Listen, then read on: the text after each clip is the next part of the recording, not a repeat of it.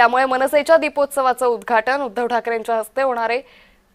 तर याच संदर्भात ठाकरे गटाच्या नेत्या किशोरी पेडणेकर सध्या आपल्या सोबत जोडल्या गेल्या आहेत। किशोरीताई, तुमचं जय महाराष्ट्रमध्ये स्वागत। आपण पाहतोय की आता पुन्हा एकदा ठाकरे बंधू राज्याला एकत्र पाहायला मिळणार आहे दीपोत्सवाचं निमित्त आणि उद्धव ठाकरेंच्या हस्ते मनसेच्या दीपोत्सवाचं उद्घाटन।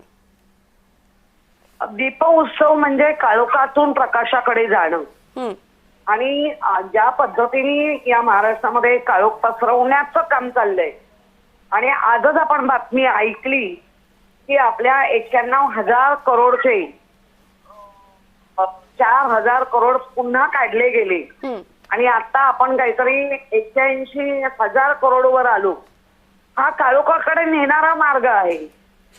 मला वाटतं या गोष्टींमुळे उद्धवजींच्या दीपोत्सवामध्ये उद्घाटन करणं म्हणजे काळोखातून प्रकाशाकडे जाण्याचा मार्ग तो अधिक गडद करून ठेवलेला होता, तो आज मनसे आणि शिवसैनिक मिळून हा काळोखातून प्रकाशाकडे नेण्याचा महाराष्ट्राला आणि मुंबईला प्रयत्न करतील।